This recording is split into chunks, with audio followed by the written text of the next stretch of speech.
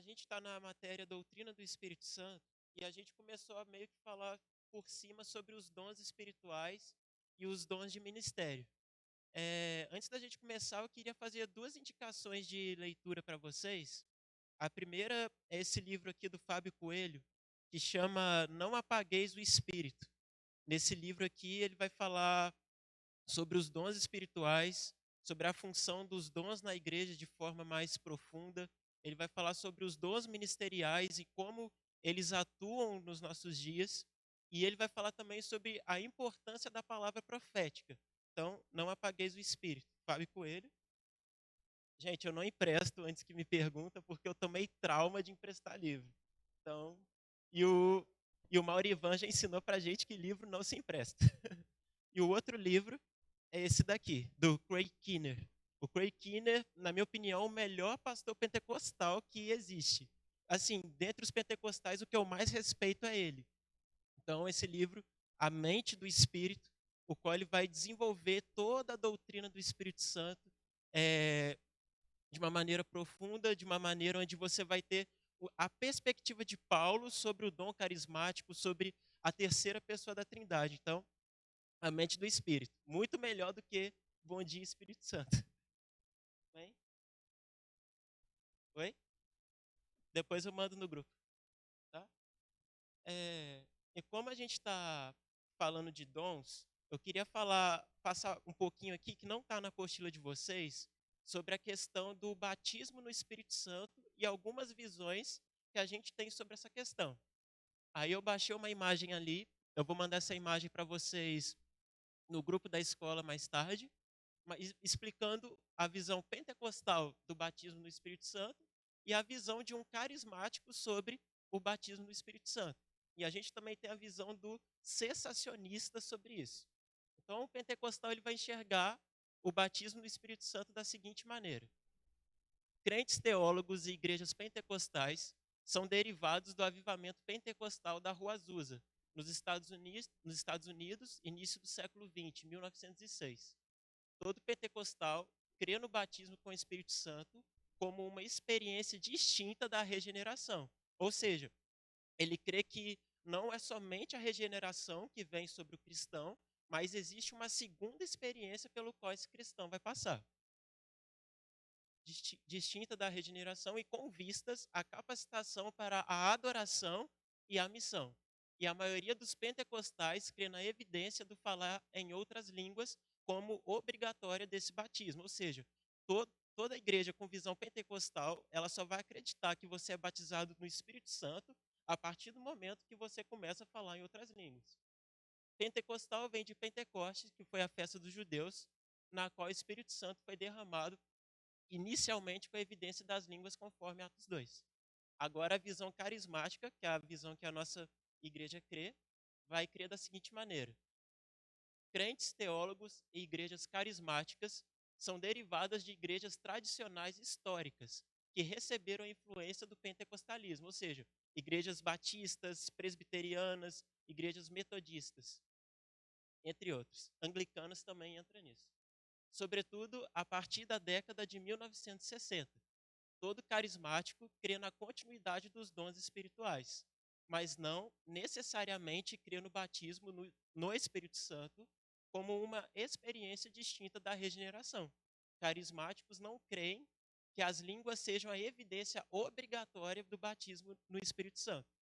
Então, nós como carismáticos, a gente não crê que o batismo do Espírito Santo é separado da regeneração, mas a gente crê que ele acontece ao mesmo tempo.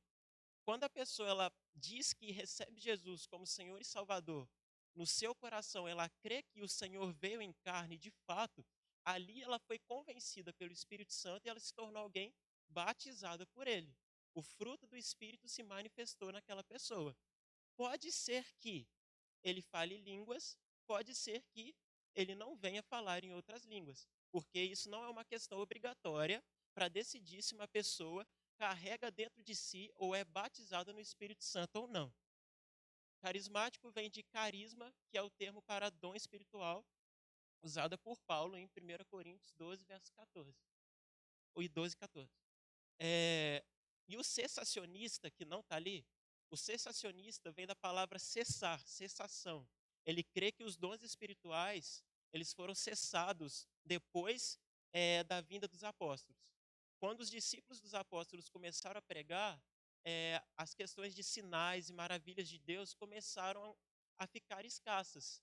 Então a igreja montou um concílio e eles afirmaram: olha, os dons cessaram, porque aquele que é perfeito já veio.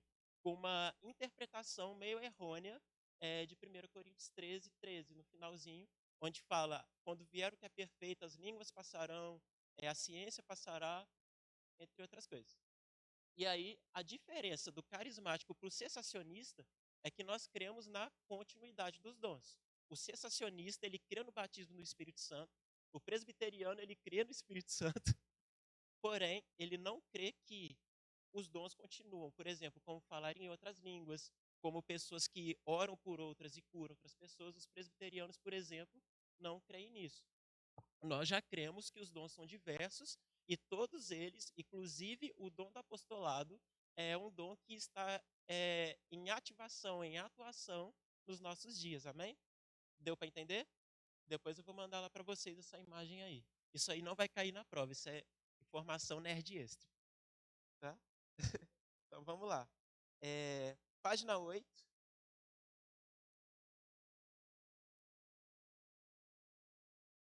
A prova vai ser semana que vem. Já.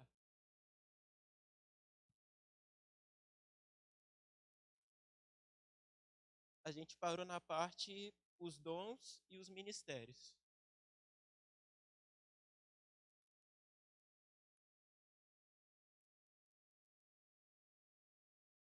Conseguiram se localizar aí?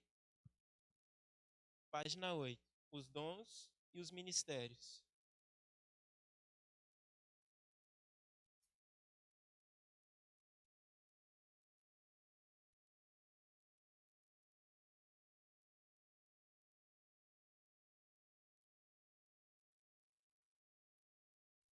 Amém? Vamos lá. Os dons e os ministérios são sobrenaturais e concedidos a nós pelo Espírito Santo. Eles são diversos e têm como objetivo edificar a igreja e o cristão individualmente. Ou seja, qual que é a função do dom espiritual? Edificar a igreja. O dom ele é dado pelo Espírito Santo, mas não para que a gente possa demonstrar algum tipo de poder ou autoridade, mas é dado em função com que todas as juntas e todo o corpo de Cristo coopere para o seu próprio crescimento. Como o pastor Miss falou aqui, o corpo não é um corpo de um homem só. Não existe igreja Rambo, né? Um soldado de um exército de um homem só. Mas com todos os membros, com todas as suas partes, cooperam para o crescimento. E os dons espirituais, eles vêm para acrescentar nesse crescimento.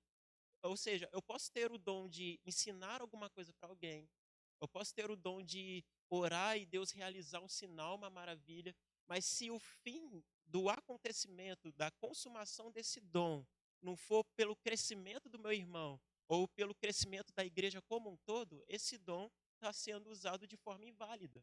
Porque é muito possível a gente exercer o dom espiritual que Deus concede sem arrependimento, mas ainda assim eu usar desse dom ao meu próprio favor. Ou seja, eu pego o dom de Deus e eu usurpo esse dom. Eu posso fazer isso. Por exemplo, em Lucas 10, Na sua vida. Jesus vai enviar Comigo, você vai 72 montar sua própria discípulos. apostila. E esses discípulos, eles vão Eu estou no pregar de dois segundo em dois tópico. naquela Sempre cidade. estudo 4 E versões, aí né? Jesus compartilha com eles o dom de expulsar demônios, de curar os São duro, enfermos. Pai, E tudo eles aquilo que vão. Satanás de E alguma eles vão forma alegres, eles vão tentar felizes. roubar aquilo que vai E aí sair eles deste voltam para altar. Jesus. Nós E eles falam: Senhor, nós expulsamos os demônios, nós curamos os enfermos. E aí Jesus fala com eles: Boa não noite, fiquem felizes, mulheres. porque vocês estão curando Vamos os chamar aqui nossa enfermos, porque pastora, vocês estão expulsando os que está demônios. trazendo a palavra Mas de fiquem hoje. felizes pelo nome Amém? de vocês estarem escritos no livro da vida. E quando esse texto foi Pai, escrito, essa parte, nesse contexto, você só a gente veio pode buscar uma perceber palavra que o precisa Espírito e Santo você não vai foi voltar. derramado, Meu Deus. mas Quando você Deus quer buscar concedeu graça. uma Hoje nós fruta do temos o pé, Espírito se você sobre está nós. sedento, se você... Nós temos a atuação do Espírito para que esses dons funcionem de forma mais plena, se assim a gente pode dizer. Mas para que esses dons sejam partilhados entre nós, sejam partilhados para os incrédulos, né? Como 1 Coríntios 14 diz, se houver alguém que fale em profecias entre nós, e aí vem uma pessoa que não crê em Jesus, e essa pessoa ouve a palavra profética, ou seja, a pessoa vai descortinar a vida dela pelo evangelho, pela ministração da profecia da escritura, essa pessoa vai ser convencida, porque ela nunca recebeu esse tipo de experiência lá fora. Ela nunca recebeu um tipo de experiência que descortina a natureza de quem ela é. Então, os dons eles precisam ser usados com sabedoria e com o objetivo de edificação e crescimento mútuo. Só tem um dom que ele é para mim e para você de forma específica, que é o dom de falar em línguas. Porque quem ora em línguas fala em mistérios e fala com Deus. Se eu orar por alguém em outras línguas aqui, eu vou ficar meio vai ficar meio esquisita a relação aqui, né? A pessoa não entendendo nada e eu aqui enchendo linguiça. Amém? Então vamos lá. 1 Coríntios 12, 28. Na igreja, está aí na apostila de vocês, tá?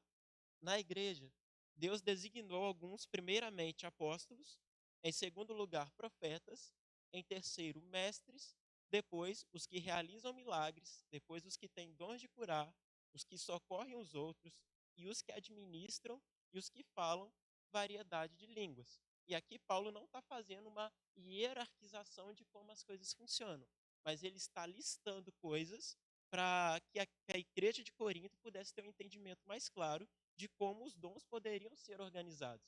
A igreja de Corinto era como se fosse uma igreja pentecostal, porém pagã, no sentido de que eles tinham muitos dons, porém pouco crescimento espiritual no fruto do Espírito. E aí, 1 Coríntios 12, do 8 ao 10, está o seguinte: porque a um é dada pelo Espírito a palavra de sabedoria, a outro pelo mesmo Espírito a palavra de conhecimento, a outro pelo mesmo Espírito é dada a fé, a outro pelo mesmo Espírito dons de curar, a outro a realização de milagres, a outro profecia, a outro o dom de discernir os espíritos, a outro variedade de línguas e a outro a interpretação de línguas. Então, o primeiro da lista aí é a palavra de sabedoria. A palavra de sabedoria ela atua em nós. Mais para frente a gente vai ter uma matéria só sobre isso. Mas a palavra de sabedoria ela atua em nós com um discernimento de Deus que a gente não teria de forma natural. Não é uma palavra sobre a vida de alguém, mas é sobre um discernimento dentro das escrituras que eu lendo naturalmente eu não conseguiria ter. Então Deus ilumina meu entendimento pelo Espírito Santo e ele libera essa palavra de sabedoria, que é a oração de Paulo em Efésios 1:17. Oro para que o Deus, Pai das luzes, vos conceda o espírito de sabedoria e revelação, para que ilumine os olhos de vosso coração. Então, o espírito de sabedoria e revelação, ele vai descortinar o entendimento das escrituras de forma clara, para que eu possa me aprofundar nos segredos de Deus, amém? Palavra de conhecimento, que é a famosa revelação, que a gente vê em algumas igrejas. A palavra de conhecimento, ela atua em nós quando o Espírito Santo nos mostra algo do passado, ou do presente, ou do futuro da vida de alguém. Não é adivinhação, tá, gente? Mas é algo específico que vai edificar ou destravar algo naquela vida. Por exemplo, o PC está aqui. E aí a gente está num momento de oração, buscando a Deus, ou então simplesmente conversando. E aí Deus me dá uma palavra da seguinte forma: PC, você precisa estudar inglês porque Deus vai te mandar para os Estados Unidos. Algo assim. Entendeu? A palavra de conhecimento, então, é um discernimento que Deus me dá de algo que vai acontecer ou está acontecendo na vida de alguém, e essa pessoa vai se sentir ou consolada, ou exortada, ou edificada por Deus, para que ela possa exercer sua atividade no ministério de forma plena, ou então restaurar alguma coisa que na vida dessa pessoa está fora de ordem, mas que Deus quer alinhar. O dom da fé. O dom da fé é um tipo de fé sobrenatural. Não a fé salvífica. A fé para a salvação é dada por graça a nós, mas é uma fé comum, né? Falando assim, em relação nós com Deus. É a fé que Deus deu pela morte de Jesus na cruz. Então, qualquer pessoa pode exercer. Mas o dom da fé é o tipo de fé que ela pode destravar o dom de sinais e maravilhas. É o tipo de fé que a pessoa ela está tão firmada que Deus pode fazer algo de uma forma não conveniente, que Deus vai realizar esse algo. Esse é o dom da fé. Dons de curar, é claro, impor as mãos sobre alguém e essa pessoa ser curada. Milagres, um exemplo. Vamos supor que a gente comece a orar aqui. Deus, faz alguma coisa, sinaliza sua presença em nosso meio, sinaliza que o Senhor está conosco. E aí a gente está vendo que está chovendo. Aí é como se reunisse nuvens só em volta aqui da Icave e chovesse só aqui. Isso é um tipo de milagre. Profecias, palavra profética, e profecia é discernir tempos e estações daquilo que Deus está fazendo naquele determinado momento. Profecias não é, eis que eu te digo, em nome de Jesus. Profecia é eu discernir aquilo que Deus está fazendo naquele momento e nós, como igreja, caminhamos juntos para esse lugar. Discernimento de espíritos é o discernimento da atuação do que está acontecendo dentro de um ambiente. Alguém que tem muito isso aqui é o Gleiber ali. O Gleiber sabe discernir como uma pessoa está sendo sincera ou não, quando ela está sendo verdadeira ou não, se ela está endemoniada ou não. Isso que o dom de discernimento de espíritos faz.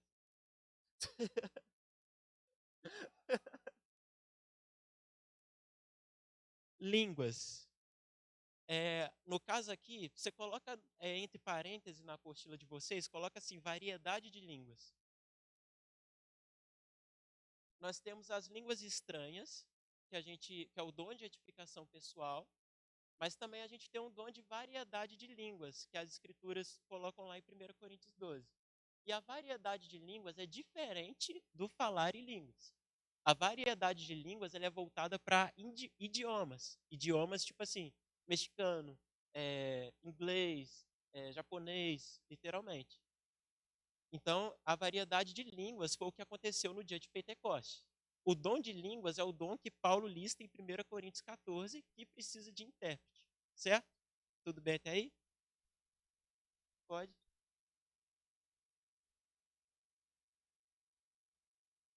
Sim. Pode ser uma língua morta. Exatamente.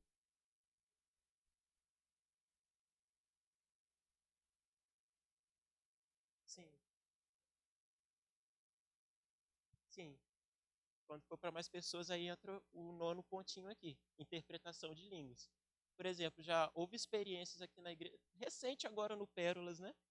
A pastora Leila estava orando pelas mulheres aqui, ela foi orar pela pastora, e a Natália estava entendendo tudo que a pastora Leila estava falando em outras línguas. Esse é um tipo de interpretação. E a interpretação para línguas idiomáticas também. Então, tudo isso para edificação do corpo e discernimento daquilo que Deus quer fazer naquele determinado momento, estação.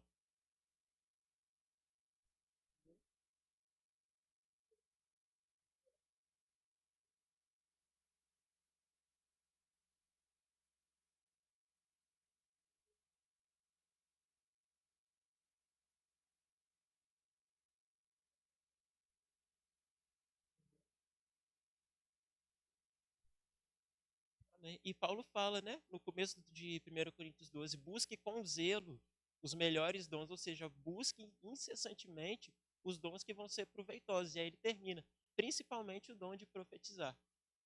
Vamos lá. Efésios 4:11. Oi?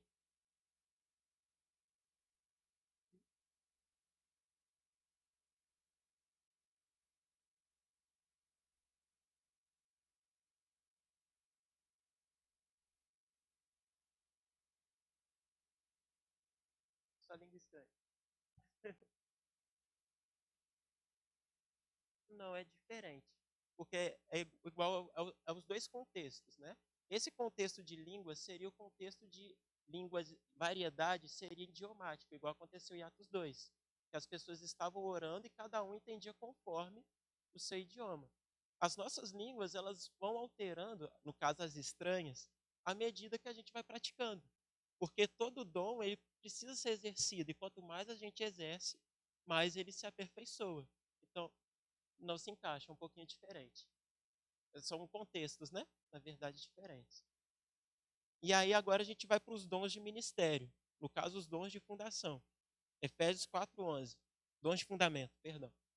E ele designou uns como apóstolos, outros como profetas, outros como evangelistas e ainda outros como pastores e mestres. Todo mundo aqui já viu o exemplo da mãozinha para aprender os dons ministeriais?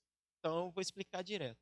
O apóstolo, o apóstolo de hoje, ele não é igual ao apóstolo do Novo Testamento. É diferente.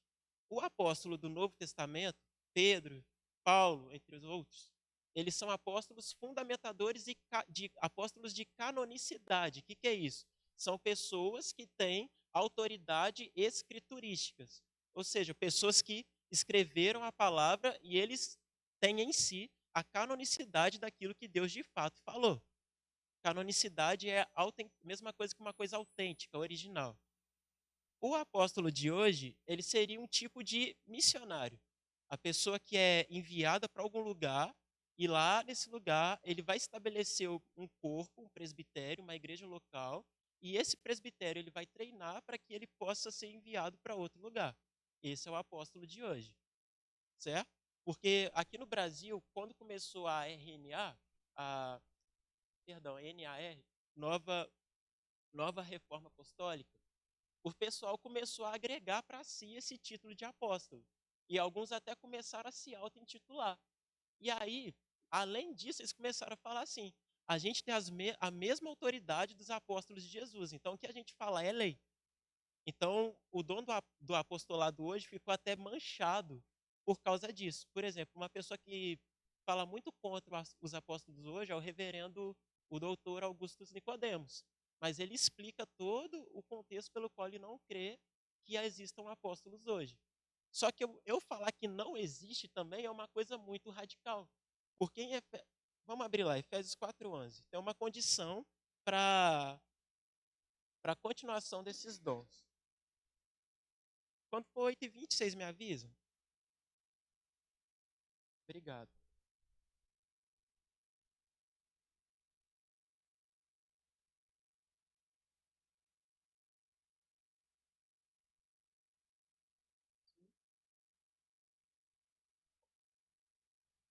Oi?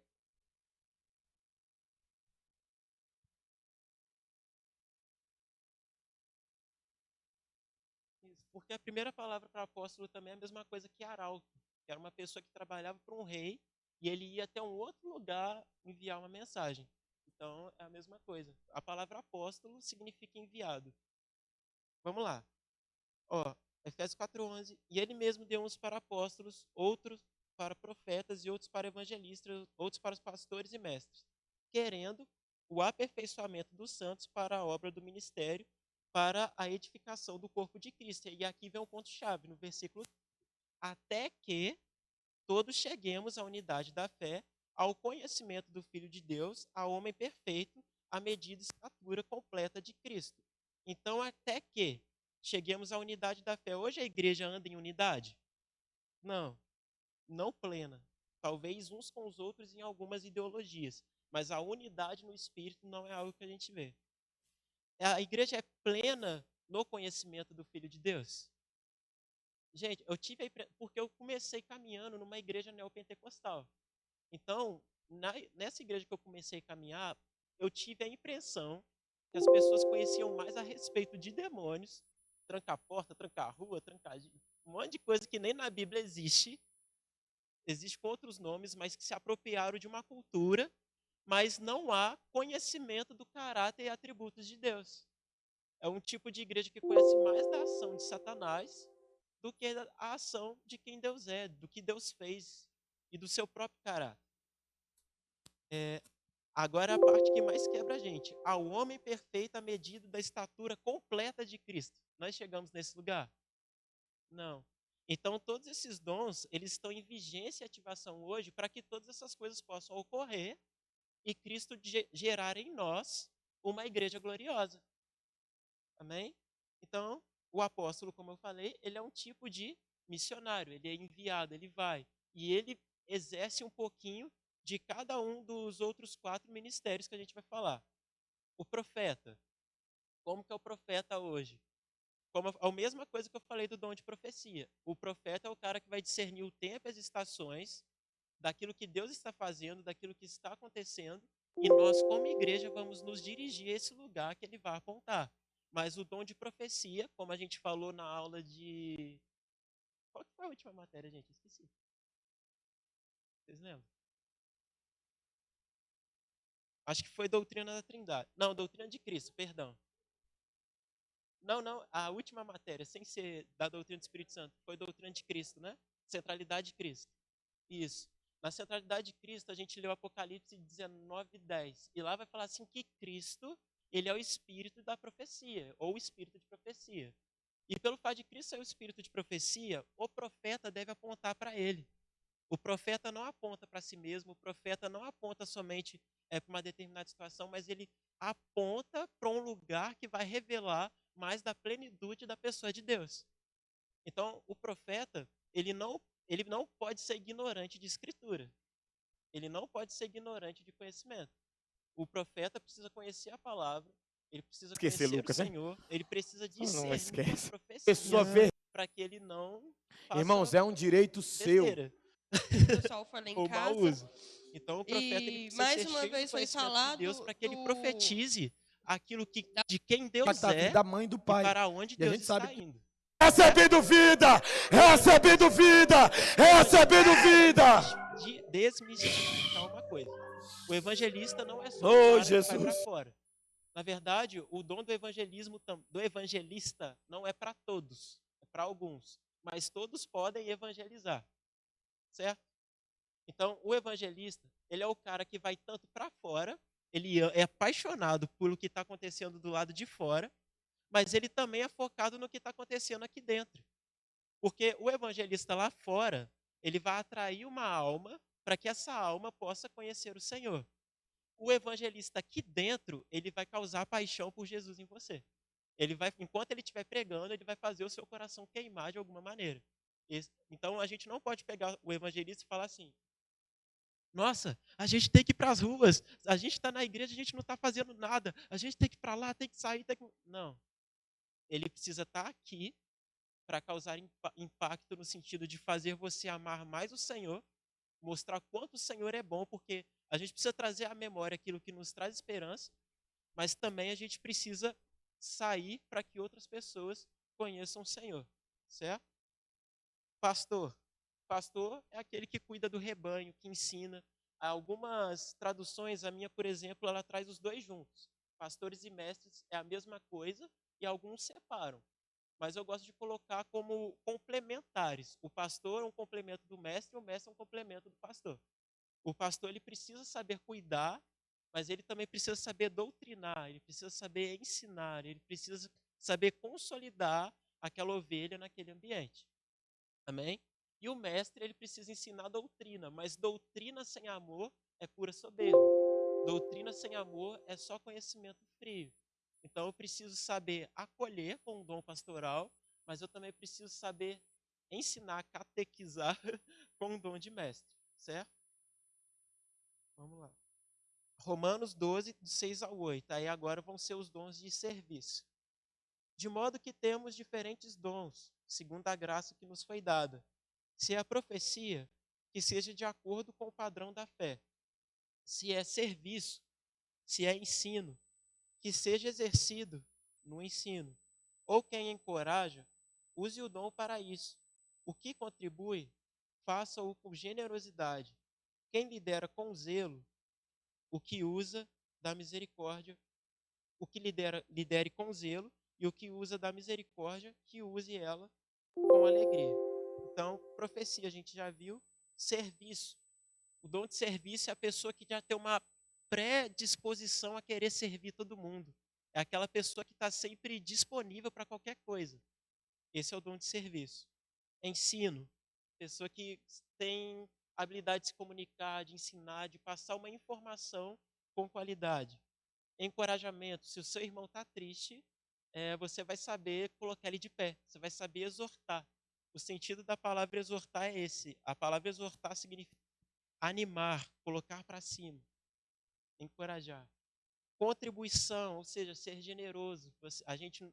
Quem tem um dom de generosidade, essa pessoa sabe ser mão aberta.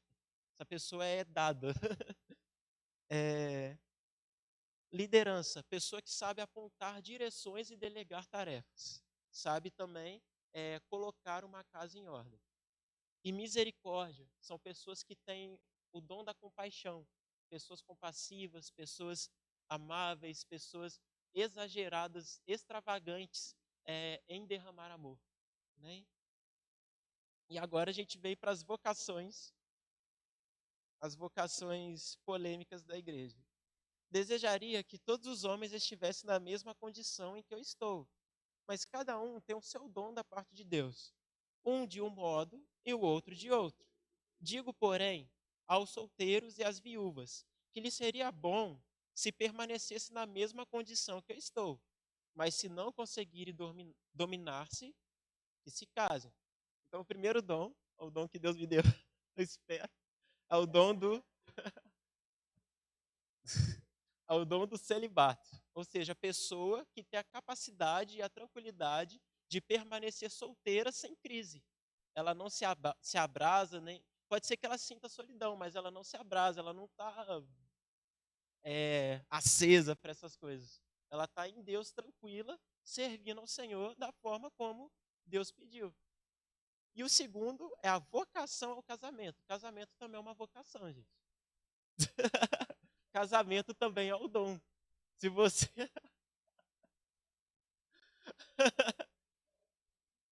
vários dons não só. Se você é casado, é porque provavelmente Deus te deu o privilégio de viver essa realidade e de consumar essa vocação nele. Só que essa vocação, ela não está limitada ao casal. Essa vocação ela está aberta para o corpo de Cristo, a fim de que o seu casamento seja exemplo e inspiração para que outros venham buscar isso e venham a imitar a relação que vocês têm. Certo? Tem muita inspiração aqui? Então vamos lá.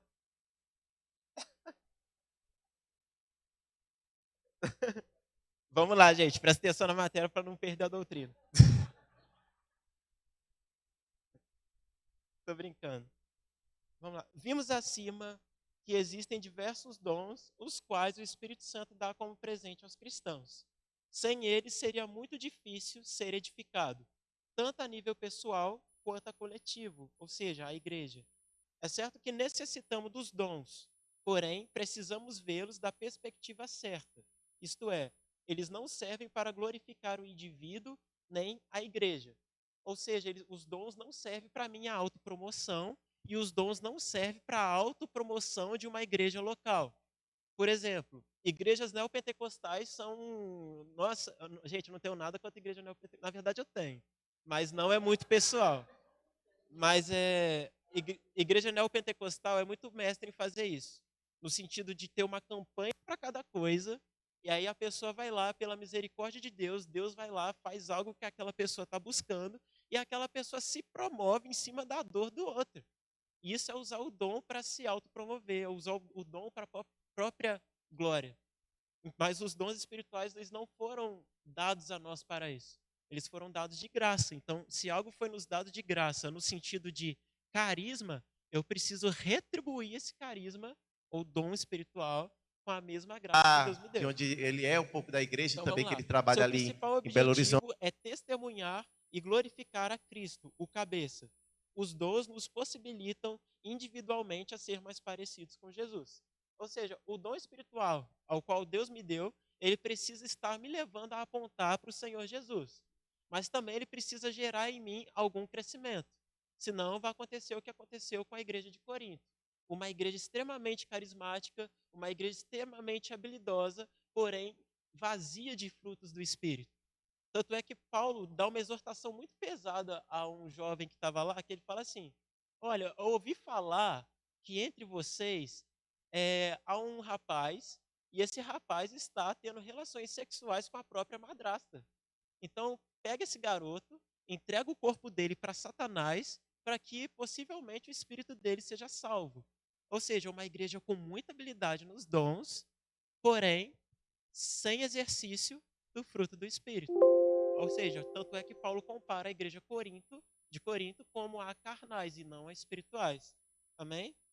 Então, os dons espirituais, quando eles atuam na nossa vida de forma individual, ele precisa me levar a ser parecido com Jesus e a testemunhar e a glorificar o nosso Senhor. Seu propósito não é a pessoa que o tem, não é exaltá-la nem levantá-la, mas a edificação do corpo e a glória de Cristo.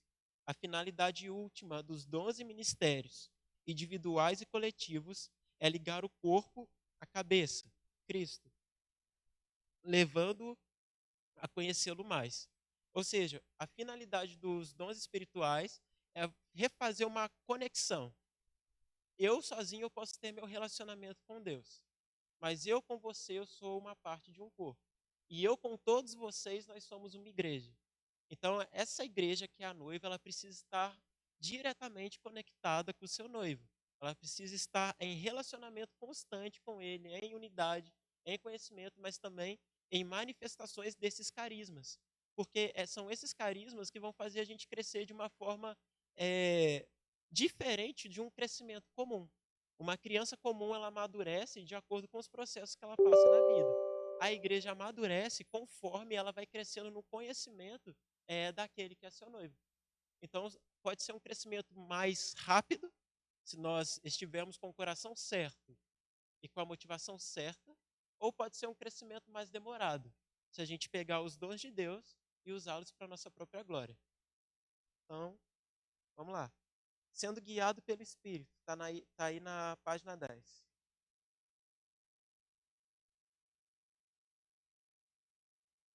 Paulo disse à igreja de Corinto: vocês eram fortemente atraídos e levados para os ídolos mudos. Os deuses que os coríntios serviam não podiam falar. Paulo disse: a diferença é que nosso Deus fala. E como Deus fala? O Novo Testamento mostra várias formas como ele fala conosco. Inclusive, o que separa o Deus cristão de qualquer outra entidade que há por aí é o fato de que Deus se comunicou aos homens. Deus veio, se envolveu na história humana e falou com os homens. Então vamos lá, um dos métodos pelo qual Deus usa para falar com a gente, testemunho interior. É aquele sentimento de paz. Essa é uma das formas como ele fala. A palavra dele se alinha com isso. Se tiver um sentimento de paz que não se alinha à palavra de Deus, não dê ouvidos a ela, ou seja, a famosa impressão no espírito. Às vezes a gente tem impressões de coisas que estão para acontecer ou coisas que Deus tem para manifestar em forma de mensagem. O nome disso é testemunho interior. Só que a gente precisa ter um cuidado extremo com essas impressões, porque a gente costuma se exaltar nas nossas impressões. Às vezes a gente tem uma impressão, eu tive uma impressão no espírito, mas às vezes essa expressão pode ser tão carnal que ela se torna uma heresia. Então, a impressão no espírito, ela se alinha com a palavra, mas ela também se alinha com o contexto da palavra. Ela não pega uma palavra isolada e fala, ah, é, Deus falou tal coisa. Mas qual que é o contexto dessa coisa que Deus falou? Qual que é o contexto disso que está na Escritura, todo, não uma parte dele, mas que pode ser aplicado nos nossos dias? Então, é nesse cuidado que a gente tem que ter ao ter um tipo de impressão no Espírito. Você, obviamente, tem motivações erradas em seu coração. Você precisa voltar para o neutro primeiro, ou seja, para o estado de calma. A Bíblia tem a palavra final. A palavra sempre é a base e a estrutura. As minhas ovelhas ouvem minha voz, João 10, 27. O Espírito de Deus fala o que ele ouve Jesus dizer. E essa é aquela voz mansa e delicada. Algumas pessoas entraram em escravidão porque começaram a seguir vozes sem nenhuma testemunha interior. Toda vez que ouço a voz de Deus, a testemunha a acompanha.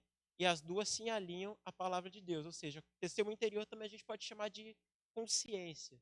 Só que é a nossa consciência espiritual, tá?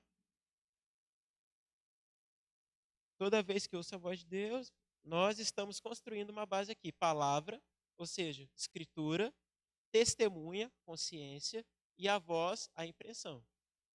Mas, se você ouvir a voz, mas não tiver testemunha, não ouça essa voz. Pode ser apenas um devaneio que você teve, e aí você pensou que era Deus falando. O outro modo pelo qual Deus fala, sonhos. Os irmãos José. Atos 16 conta novamente a história de Paulo tendo um sonho, um sono, um sonho, até coloquei errado aí. Um homem da Macedônia vinha até ele dizendo: por favor, venha nos ajudar. Isso era o Espírito Santo usando um sonho para dizer a Paulo: vá à Macedônia. Deus fala com algumas pessoas através de sonhos mais do que outros.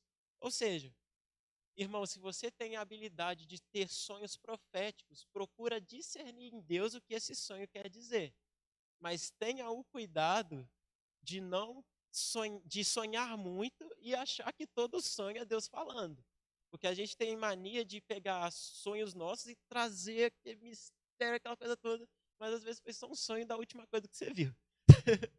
Eu vi um leão andando, uma grande luz. Às vezes você acabou de ver o filme do Rei Leão e você está sonhando com o leão.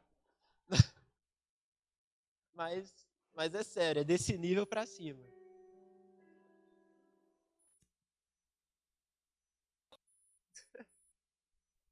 Amém, gente? Vamos dar um intervalinho, daqui a pouco a gente volta?